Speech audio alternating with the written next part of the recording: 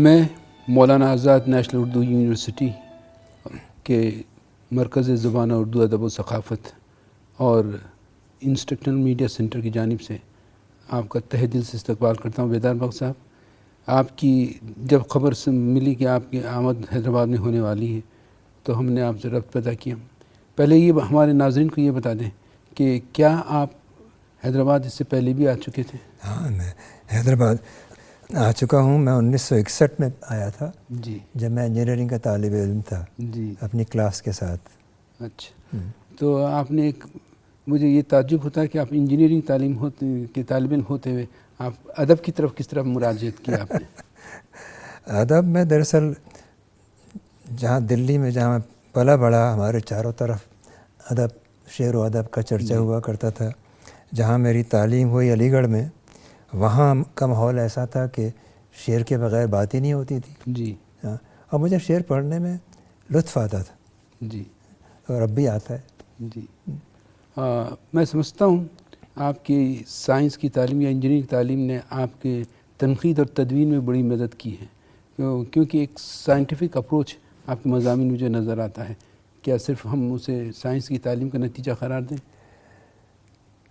میرے خیال سے کہہ بھی سکتے ہیں، نہیں بھی کہہ سکتے۔ میں اس لیے کہہ رہا ہوں کہ غالباً آپ حوالوں کی بات کر رہے ہیں کہ جی، مضامین میں حوالے دینا چاہتا ہوں کہ اگر کسی سے میں نے کہا کہ منٹو نے یہ کہا تھا، جی، تو میں یہ بتانا چاہتا ہوں منٹو نے اس کتاب میں اس صفحے پر کہا تھا، یہ کتاب اس سال چھپی تھی، وہاں سے چھپی تھی، تاکہ لوگ اگر تصدیق کرنا چاہیں میرے بیان کی تو کر سکیں۔ جی، وہاں تک سائنس کا ٹھیک ہے، مگر نثر میں میرے لیے مشعل راہ میرا جی کی نثر رہی ہے اچھا، کہ میرا جی کے شعر تو مبہم ہوا کرتے تھے، جی، مگر نثر ان کی اتنی شفاف اور مدلل ہوتی تھی جی، کہ اگر یہ بات یوں ہے تو اس لیے ہے کہ اس کا وہ پہلے سے وہ دیتے تھے جواز۔ جی، تو میرے خیال سے اردو میں اچھے لکھنے والے جو نثر کے تھے، جی، وہ پوری بات کھل کے کہا کرتے تھے۔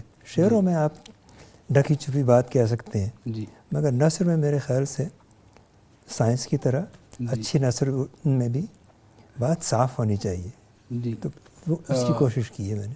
یہ بتائیے کہ آپ کا موضوع انجینئر رہا، اس میں ریسرچ رہا، جی، آپ نے ادھر شعر و ادب میں بھی کام کیا، کس میدان میں آپ کو زیادہ خوشی محسوس ہوتی ہے، یا آپ اپنے اظہار کے لیے کون سا میدان بہت زیادہ؟ اصل میں انجینئرنگ میں ریسرچ میں ہوں، جی، اور ریسرچ میں یہ ہوتا ہے کہ آپ کو کسی مشکل سوال کا جواب تلاش کرنا پڑتا ہے، جی، اور جب جواب مل جاتا ہے تو اس سے وہی خوشی ہوتی ہے جو میرے خیال سے کسی شاعر کو ایک اچھا شعر کہنے میں۔ تو مجھے تو دونوں میں برابر کا لطف آتا ہے۔ ہاں، یہ ہے کہ ایک میں پیسے ملتے ہیں، ایک بیگار کا کام ہوتا ہے۔ مسرت تو ملتی؟ مسرت ضرور ملتی ہے، مگر اگر میں کبھی جب کام کرتا ہوں تو میری بھی مجھ سے پوچھتی ہے، تم پیسے کا کام کر رہے ہو کہ بغیر پیسے کا کام کر رہے ہو؟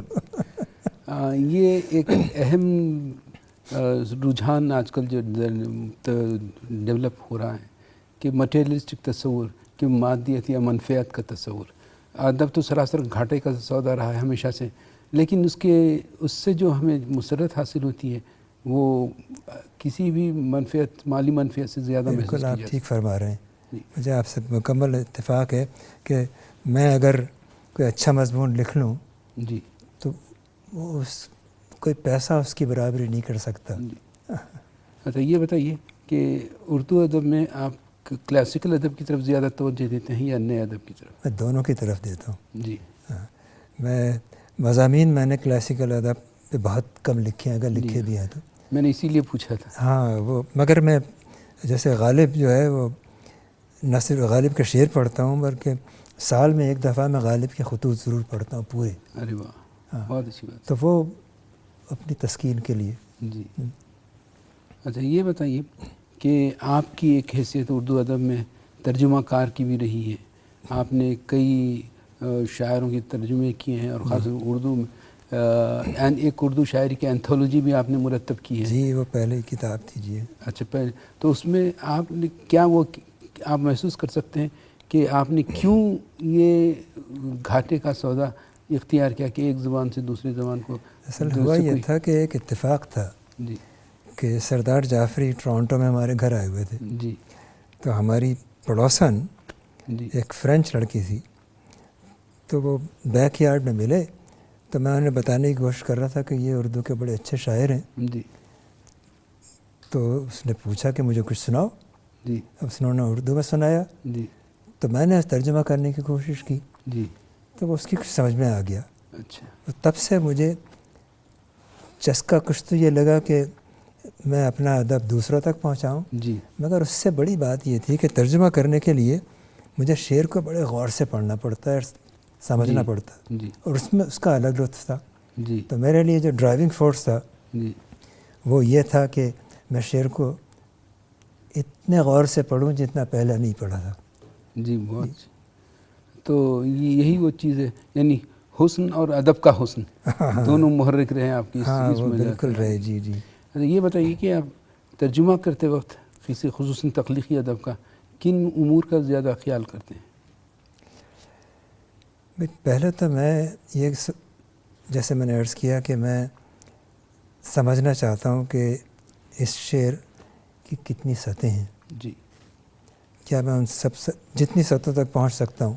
جی میں لغتیں جی دیکھتا ہوں کہ یہ جو لفظ ہے اس کے کچھ اور معنی تو نہیں ہیں، جی اور جب مجھے اتنا یقین ہو جاتا ہے کہ میں نے تھوڑا بہت شعر سمجھ لیا ہے تو پھر میں اس کو دوسری زبان میں منتقل کرنے کی کوشش کرتا ہوں. جی اور پھر میں یہ بھی کرتا ہوں کہ آپ نے دیکھا ہوگا کہ میری ترجموں کی ساری کتابوں میں میرے ساتھ کوئی نہ کوئی معاون رہا ہے.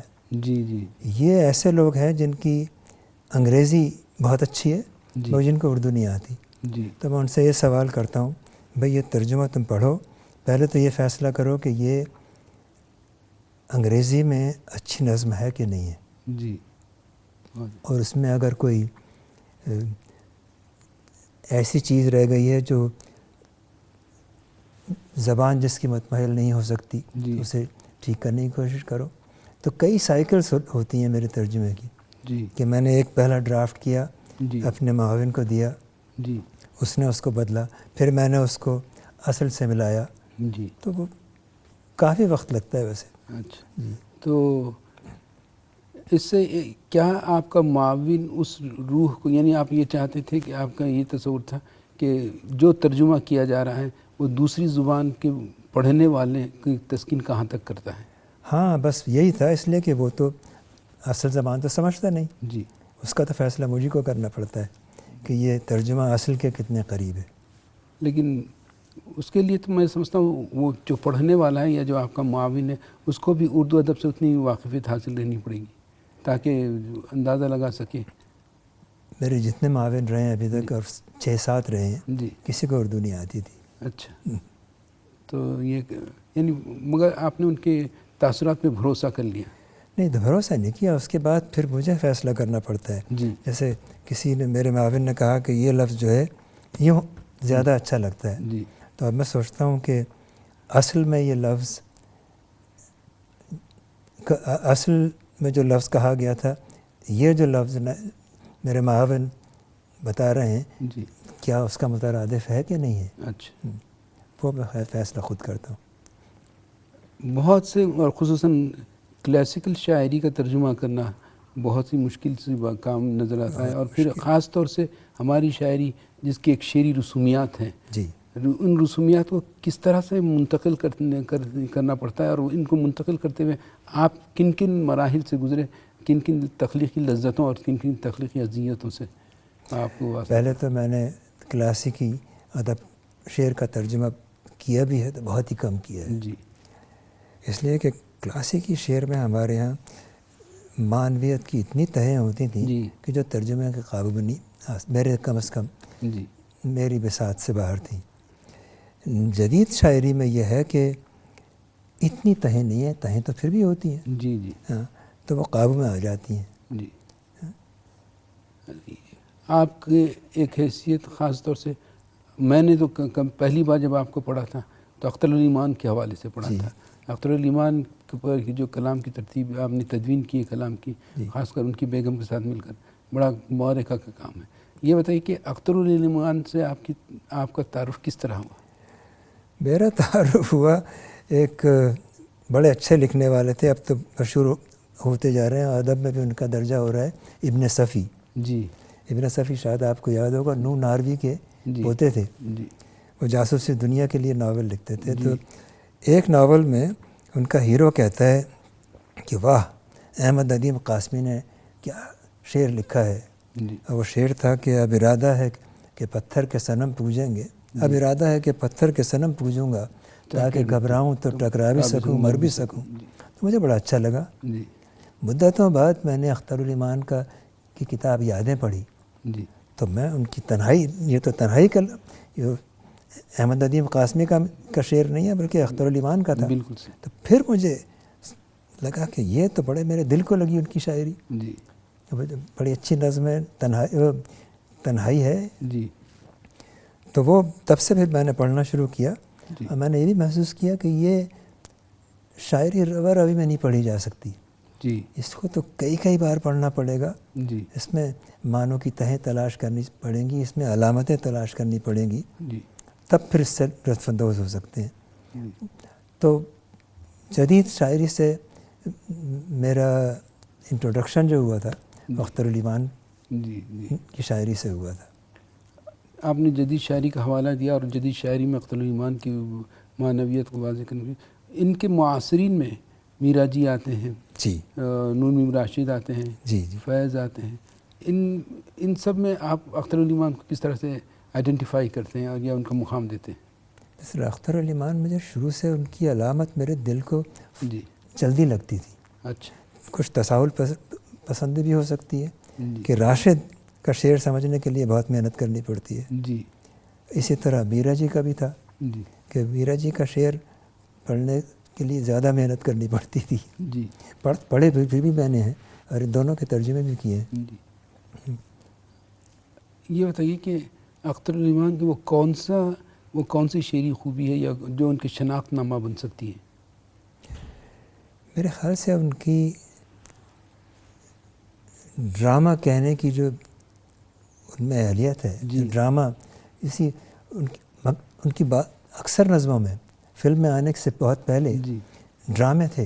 جی. ان کی ایک نظم ہے جواری، جی. جس میں موت اور محبوبہ اور ایک آدمی کا ذکر ہے. وہ تو پورا فلم کا منظرنامہ لگتا ہے.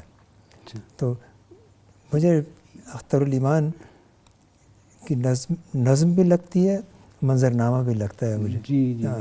اچھا، یہ جو آپ نے حوالہ دیا یا ایک لڑکے کا ہم حوالہ لے سکتے ہیں یا پھر کلیوپیٹرا کا ان کی نظم کا حوالہ لے سکتے ہیں یا ڈاسنانس کا مسافر.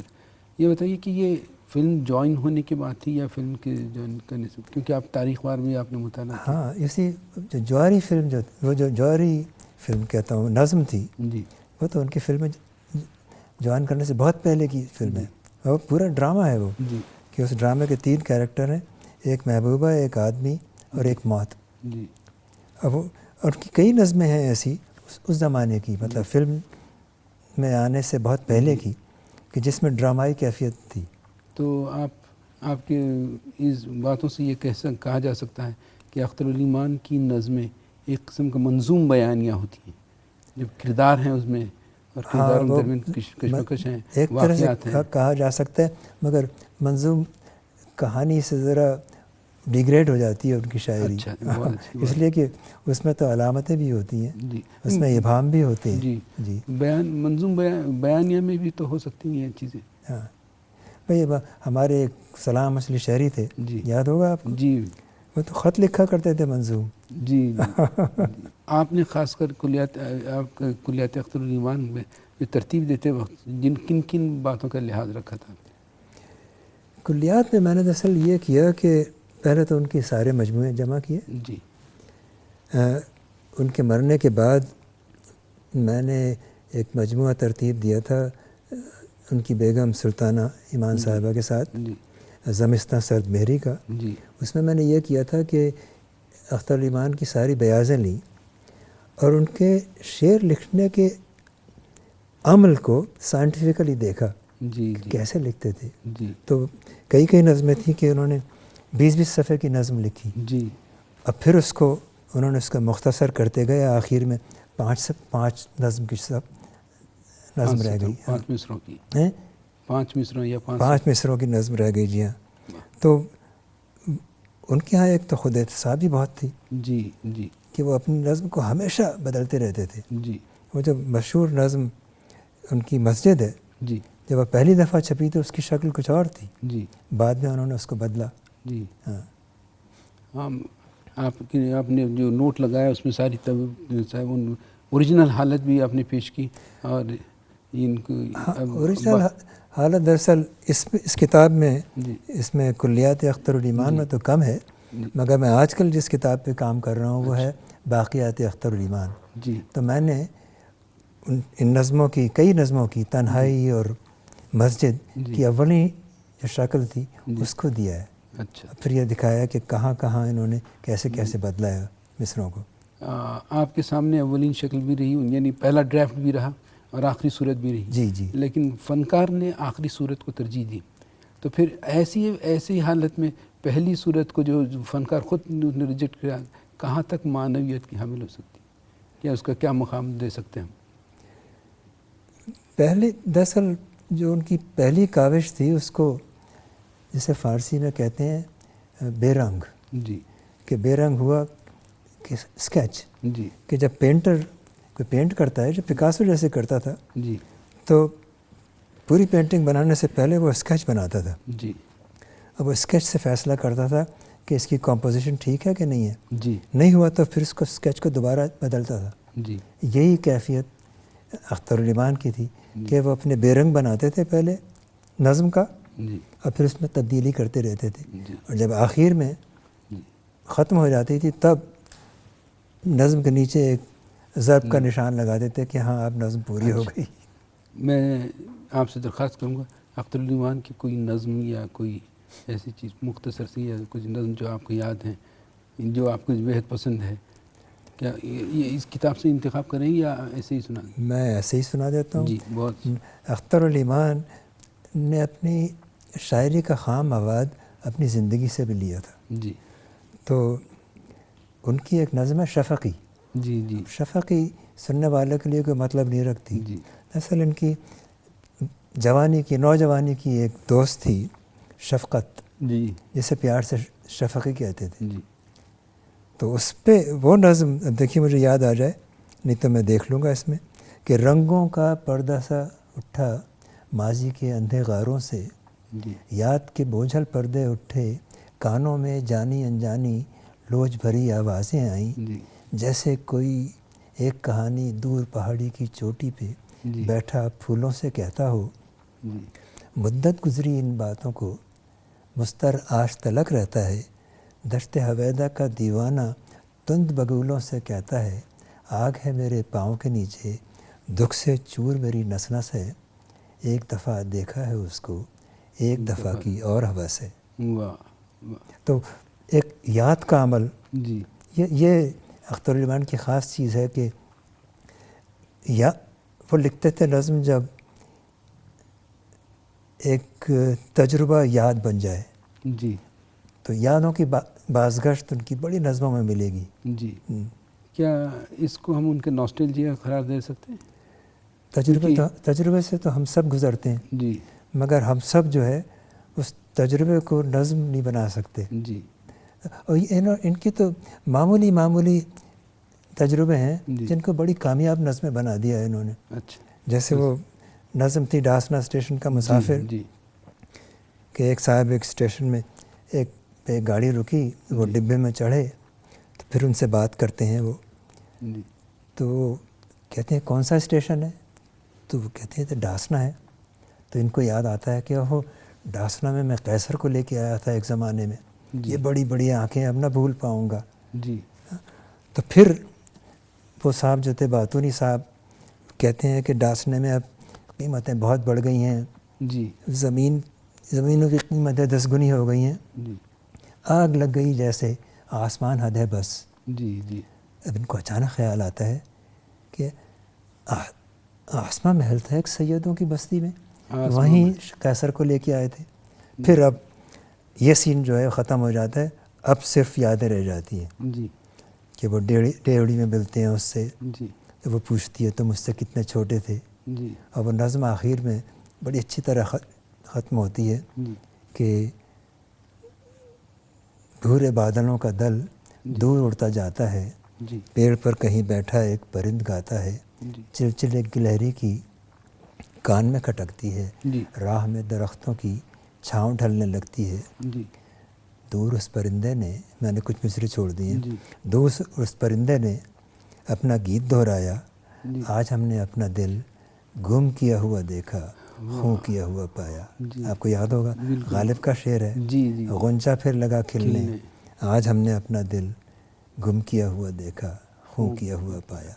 بہت تو ایک معمولی سا انسیڈنٹ تھا جس نے ان کو یاد کرنے پہ مجبور کیا، کامیاب نظم بن گئی۔ جی آپ نے اتنی محنت کی، یہ بتائیے کہ آپ نے جو آپ کے تراجم کا انگلش ریڈر پہ کیا اثر ہے کہ وہ واقعی صرف تعارف کا انداز تعارف تک ہی محدود ہے یا وہ راغب ہوتے ہیں کہ اردو لٹریچر؟ دراصل میری امید تھی کہ یہ جو تراجم میں نے کیے ہیں مغرب والے پڑھیں گے، جی مگر ہوا یہ بدقسمتی سے کہ یہ سب کتابیں ہندوستان اور پاکستان میں چھپی، جی وہاں پہنچتی بہت کم ہے، جی تو پڑھنے والے کچھ ہیں، مگر ایسا نہیں ہے کہ ہزاروں لاکھوں پڑھنے والے ہوں۔ جی تو ان کتابوں سے دراصل ہندوستان اور پاکستان کے لوگوں کو ہی فائدہ پہنچتا ہے جو جنہیں اردو میں دلچسپی ہے مگر جن کو اردو رسم الخط نہیں آتا، جی اردو کے مشکل الفاظ نہیں آتے، جی جی وہ لوگ لطف اندوز ہو لیتے ہیں اس سے۔ لیکن ترجمے کا ایک بڑا مقصد یہ بھی رہتا ہے جی دو مختلف تہذیبوں کے درمیان، دو مختلف زبانوں کے ادب کے درمیان جی ٹو برج دا گیپ، ان جی سے ایک دوسرے متعارف کرائیں اور ان کے رسوم کو، ان کی رسومیات کو، شعری رسومیات کو ان سے روشناس کرائیں، اور ان کی یہ کام نہیں ہو پایا۔ میرے خیال سے ایک حد تک ہو رہا ہے۔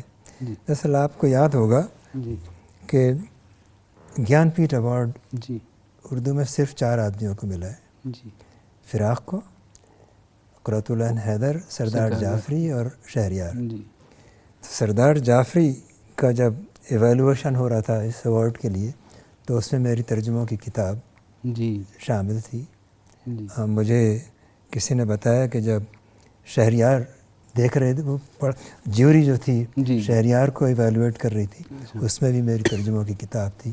تو ایک حد تک ہو سکتا ہے بیکار چیز رہی ہو مگر ایک حد تک کارآمد بھی شاندار بالکل رہی۔ اچھا، یہ چونکہ آپ کینیڈا میں رہتے ہیں جی اور اردو سے محبت کرتے ہیں، اور تو یہ بتائیے کہ نئی نسل خود آپ سے یا پھر یہاں کینیڈا جو ہندوستانی یا پاکستانی وہاں پہ موجود ہیں یا اردو بولنے والے جو موجود ہیں، ان کی نئی نسل کس طرح اردو کی طرف راغب ہے یا نہیں ہے؟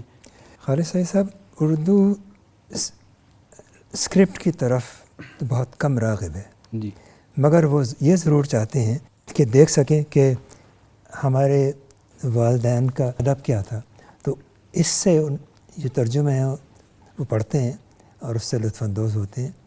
میرے خیال سے رسم الخط تو جہاں میں رہتا ہوں، اردو رسم الخط 1 یا 2 پشتوں میں ختم ہو جائے گا، جی یہ تو ہونا ہی ہے، جی مگر میرے خیال سے لٹریچر پھر بھی باقی رہے گا ترجموں کی مدد سے۔